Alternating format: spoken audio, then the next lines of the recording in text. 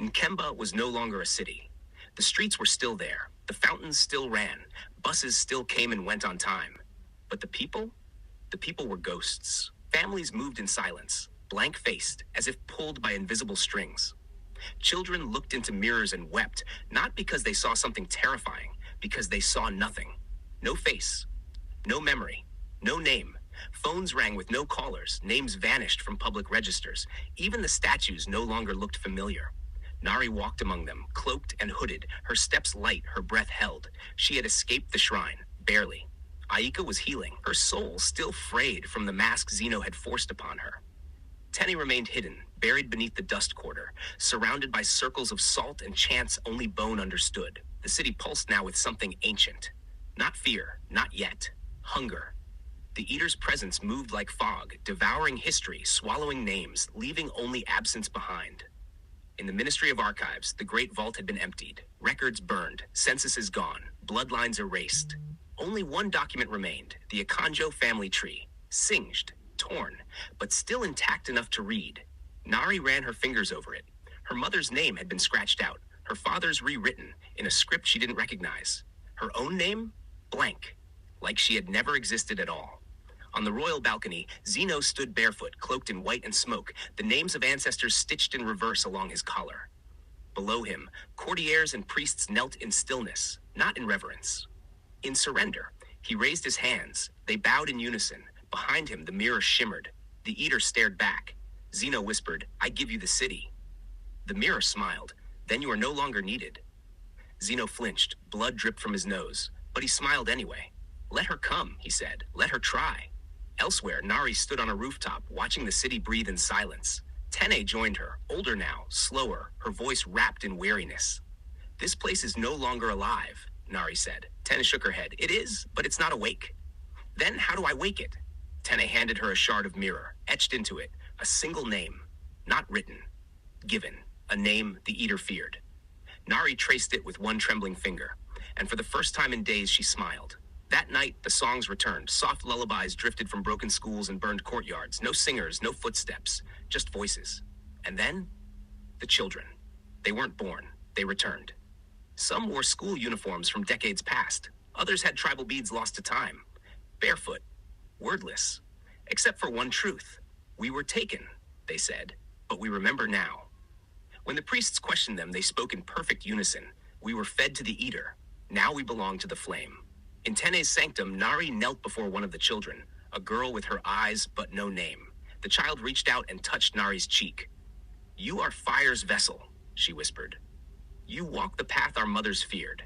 Tene circled them, painting sigils on the floor with trembling hands. "These children are spirit fragments," she said. "Pieces the Eater could not fully consume. They are echoes, and they have returned because you did." Nari took the girl's hands. In that moment she saw her mother, young, singing beside firelight. Zino, laughing, innocent still. The pit, open, breathing. Children pulled away by smoke. Then the girl whispered, "He hides the third prophecy in his heart. If he forgets it, we all burn." Deep beneath the mine, Zino sat upon a throne carved from stone and silence. Around him, followers in silk and gold masks stood motionless. His skin had begun to crack. Ash flaked from his hands. His voice sometimes echoed wrong. He couldn't remember the name of his favorite servant, or his own second birthday. "My prince," whispered a masked voice, "the spirit children have returned." Zino looked up slowly. "Kill them. But they are sacred." "I said kill them." But no one moved, because in the mirror behind Zino, his reflection was already smiling, and it whispered, "They are not yours to command." That night, under the blood-red moon, Nari stood with the children, and they sang the lullaby, the one their names had buried, and the Eater heard it. And for the first time, it trembled. The temple of ancestral dust waited at the edge of the city, half buried in sand. Built from ash and silence, a forgotten crypt for royal dead. Nari entered alone. The spirit children waited outside. She brought only the mask and the mirror shard. Each time she tried to read the name on it, the letters shifted, disappeared, as if her eyes forgot what they saw. Tene's voice had echoed in her mind. "The Eater's true name is locked inside you, but to speak it is to risk everything, your memory, your bloodline, your soul." She stepped to the altar. Bone dust covered its surface. She placed the shard in the basin. It sank. The room darkened. Then came a voice. Not memory, presence. Her mother's. You were never meant to carry the name, it said gently, but you were the only one who could survive it. The basin glowed. Smoke curled upward, forming syllables in midair. Antgu, Nkemjika, Ama. He who devours the name is born of one forgotten. Then it appeared. The name, Nkemjika.